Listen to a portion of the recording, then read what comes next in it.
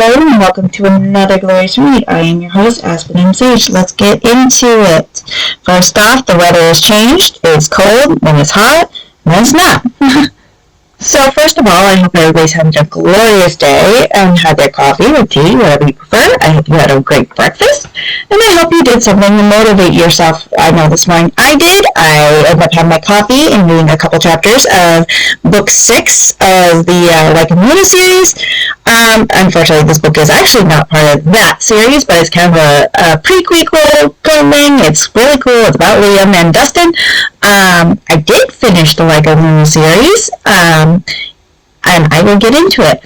But first of all, like I said, I hope everybody's having a fantastic morning, and I actually wanted to give you guys a little bit of something I came across on Instagram, because I follow a lot of book stuff, being an author myself, and one of these things is called like an anxiety bookcase, and it's really neat because it's like a little decorated bookcase with a glass front that you can open and close, and it's all the popular books in it that everybody likes, including series, and you basically put these little books in the bookshelf, and of course you arrange it as you want, and it's really neat because it's like when you're frustrated, you can just shake it up, and all these books fall out, and then you put them back, and then you do design more.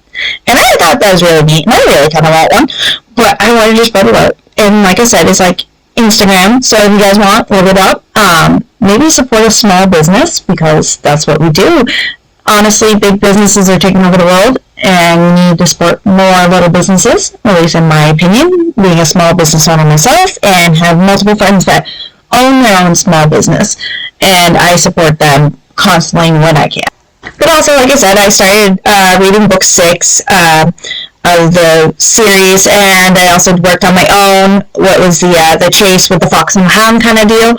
But I've also gone back through and worked on my other books of my Celestial Demigod series, including my first and second book, to make sure that they're getting ready for second edition, and I can't wait for that to be done. I might give you guys a little bit of that. But I'm also reading these books until the Eclipse Sector comes out, which should be out this November, and I think it's coming out the 12th. I have to double check that, but I'm pretty sure it's coming out the 12th. But last time, or the last two podcasts, we talked about his Lost Luna, his Found Luna, Lycan Luna, and his Love Lycan Luna. I did finish book 4 and 5, with the Fierce Lycan Luna and the Lycan Luna Queen. And like I said, I just started book 6, with the King's Royal Guard, and I know that Jessica Halls, because I follow her on Instagram, is working on, I think, a 7th or possibly 8th book on Abby and Gammon. But like I said, I read book 4 and 5, what I'm going to tell you guys about now, and then I'm going to tell you what I think about the entire series. So, I know last time that I told you guys that a lot of things have happened, and I left off with Ivy being pregnant, and all this stuff going down, and they're pretty sure there's a traitor somewhere in the Royal Guard, and there actually is, and it wasn't not who I thought it was, but it's actually returned. Jessica Hall did a really good job of making the story come together, and she threw in like actual life struggles in it, and I can't believe how much this book tossed and turned, and all the excitement, and then the downfall, and these books just make you go through a roller coaster of a ride. So, like I said, last time I left with Ivy being pregnant, and like I said, she changed her name in one of the previous books. Her previous name was Azalea, so it's like Azalea Ivy Rose. I'm not gonna lie, actually, when I was pregnant with my child, before I knew his gender, I actually thought maybe I was going to have a girl, and I actually wanted to name her Merida Ivy Rose. So it's kind of funny. It's like one of those things like come from the past. Anyway, so Tyson calls her Azzy sometimes. It's cute. It's cute. It's a cute little nickname. And sometimes the other guards do, including Dustin and Liam and Damien. So all this stuff comes in. Tragedy strikes Ivy and Tyson with the death of their child.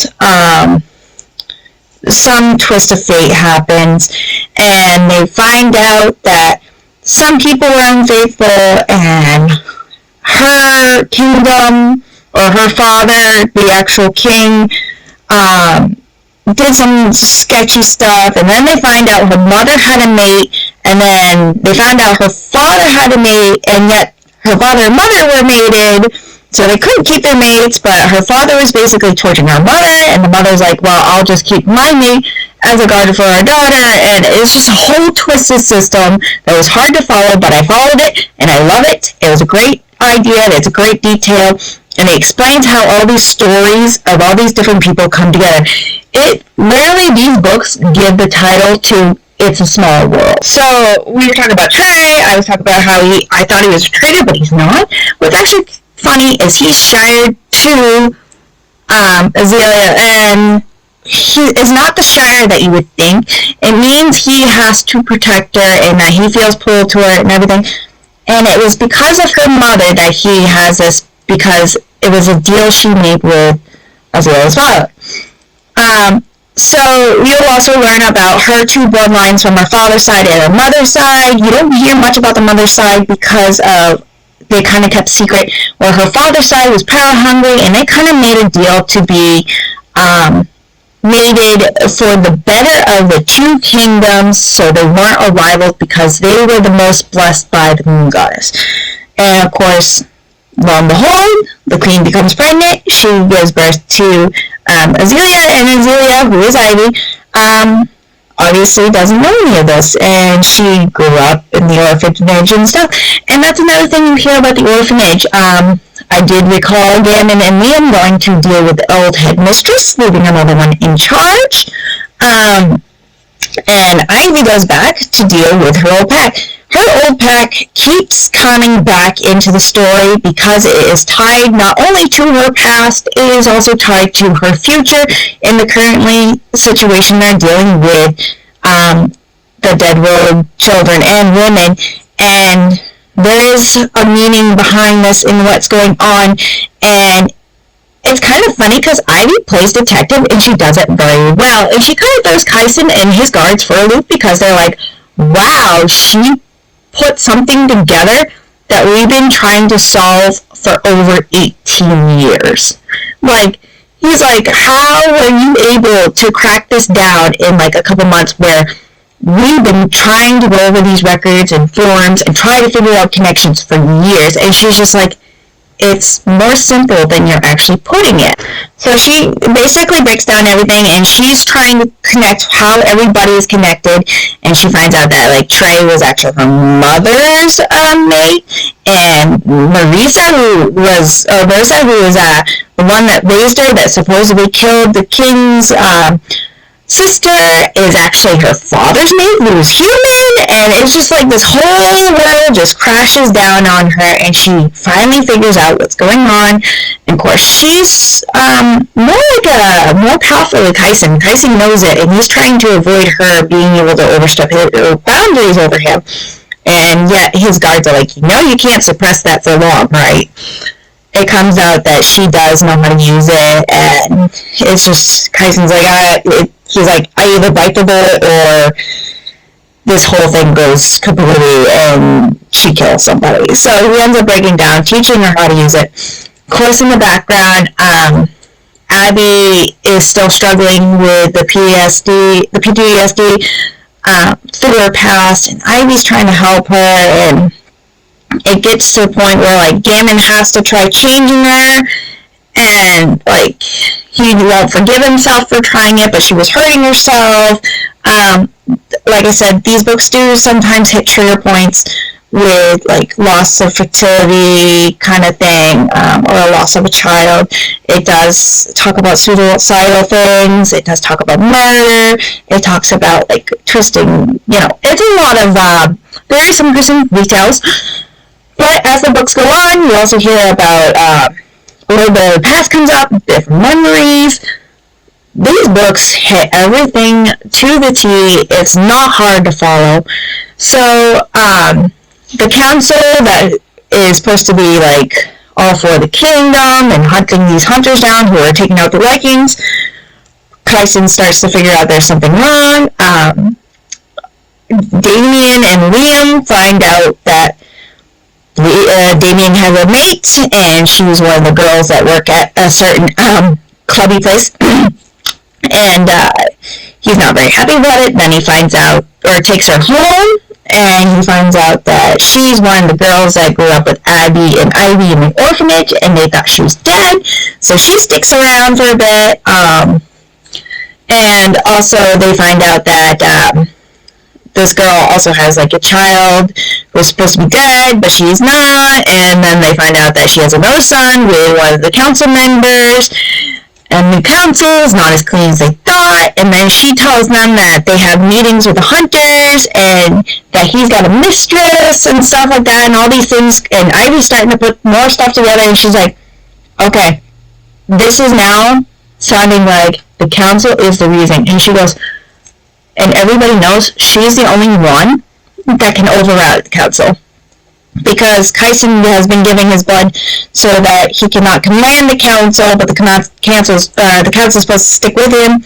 And it's just so crazy and twisted how these things go together, but it works again. Oh, beautiful. But like I said, there's a couple traitors. One is not as traitor as you might think. It is a he. I will say he. He gets played, and Ivy feels bad for him because she doesn't want him to suffer for others' mistakes.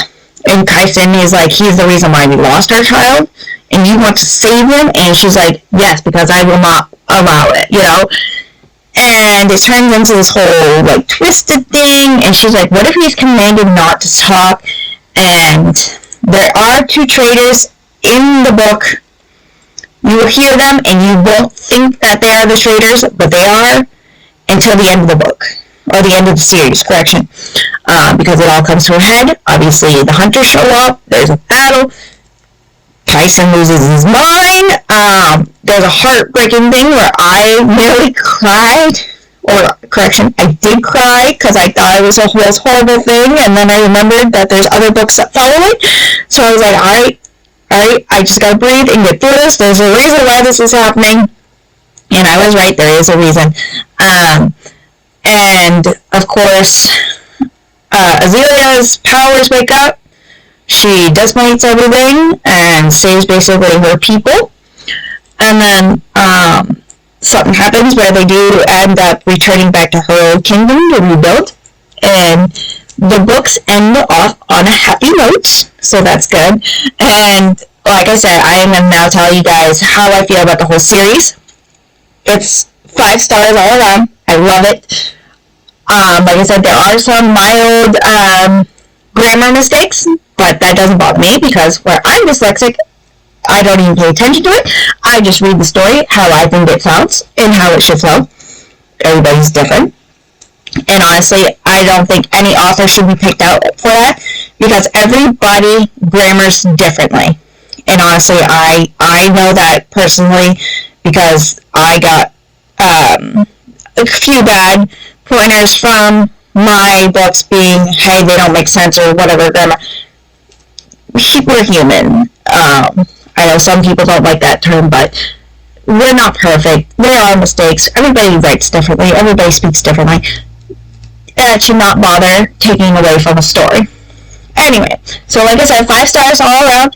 There is a lot of foreplay in these books before there is actual spice scenes. They are on the down low of things. Sometimes they do get a little hot, sometimes they don't. I will admit that Kyson likes to go down on Ivy quite a bit, and she enjoys it. But it's definitely one of those things where the spice level is definitely maybe a 3.5, maybe on the 4. It's not as dirty as I've read before in other smart books, or spicy as other people call it. But definitely Jessica Hall did a really good job on this series. I might be eager enough to read some of her other books to see how they go. So, like I said, I want to finish my sector books from the X-Clan and the V-Clan sectors that I want to finish. And, of course, I'm waiting in December for the other Hell's Night series to come out. Like I said, that's coming in December about Carl.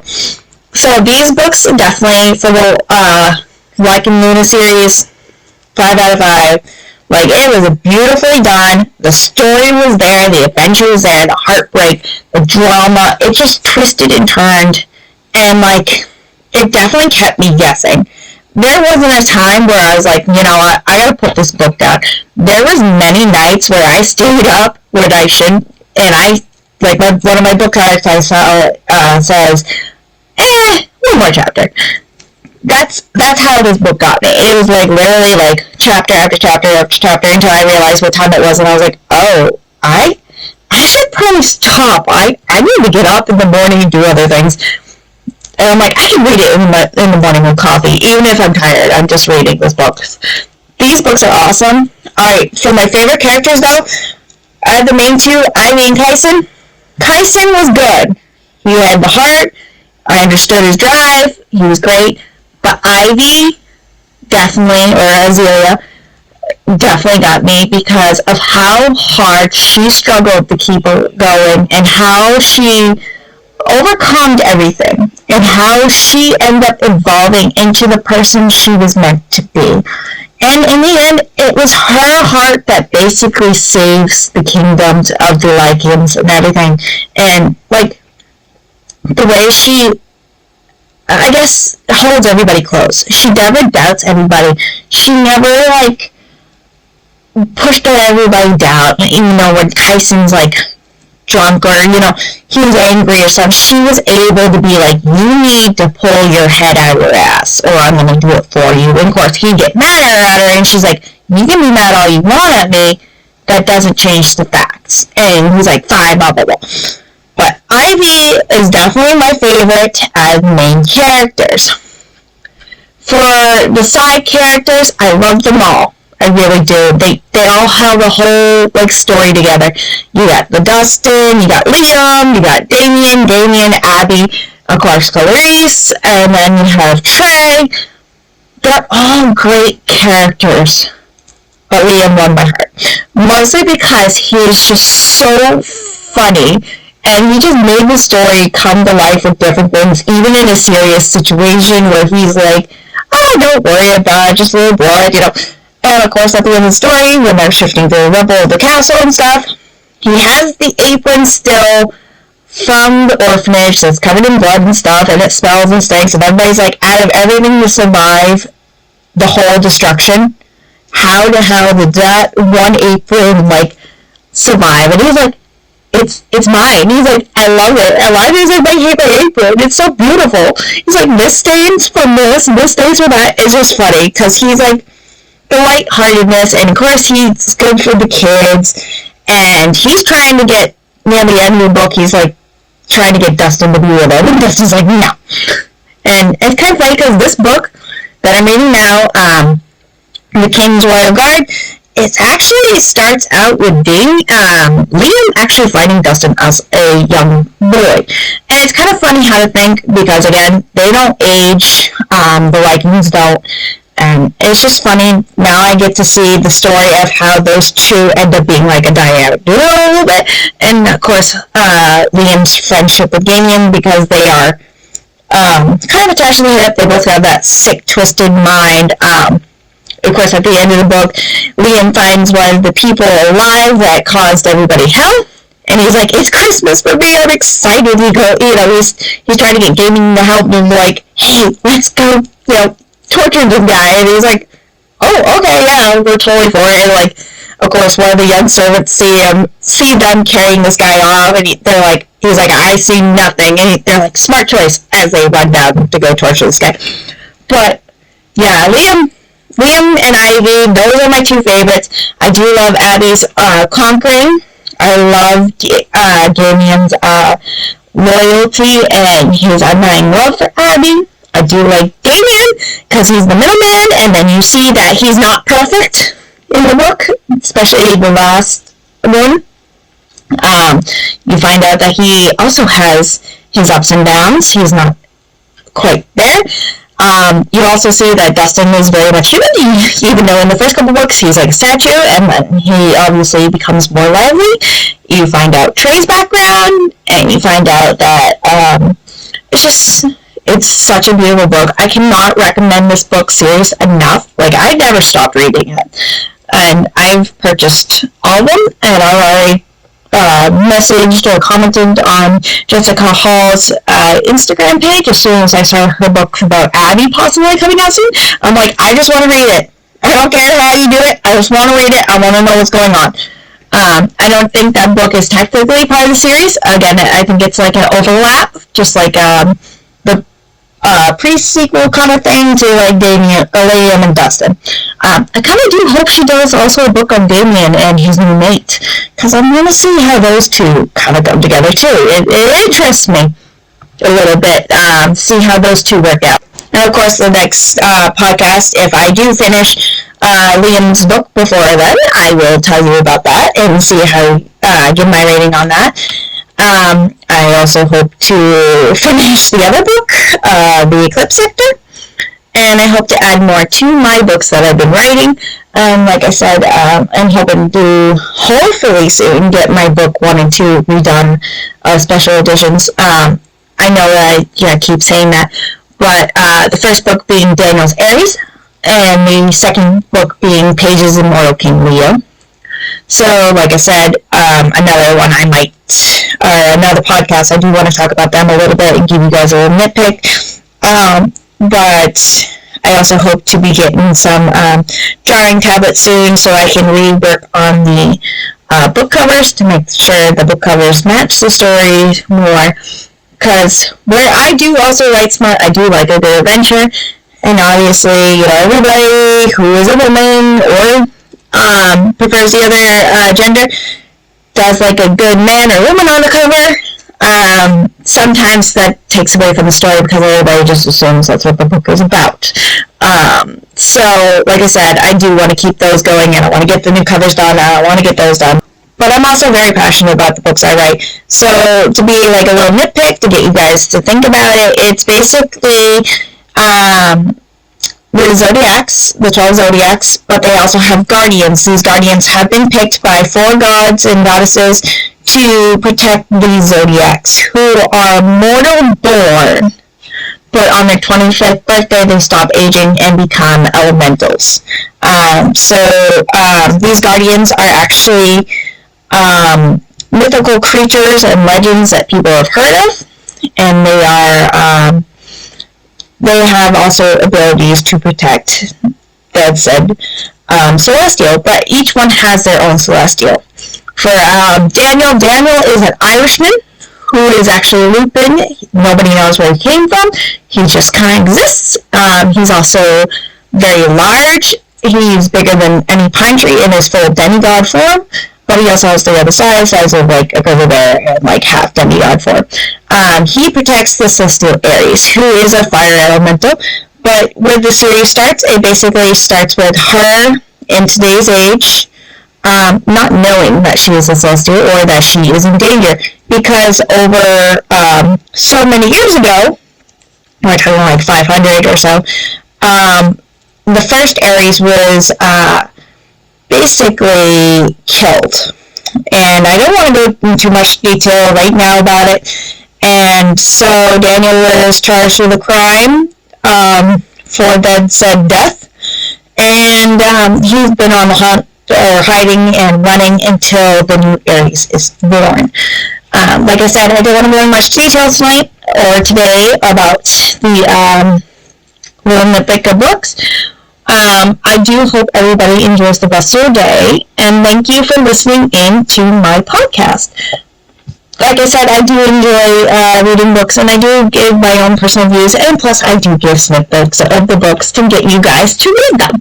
Because like I said, you need to support small authors, small businesses, and you know what? If you're walking down the street and you see a small business, and it catches your eye, and you're like, no, I don't want to do it, just stop. Just stop and do it. It's kind of like smelling the roses kind of thing. You don't know until you go in. You might actually find something you enjoy. If it's a new coffee shop, go try one of their specialties. Give your business and, tell people what you honestly think, and it helps out greatly.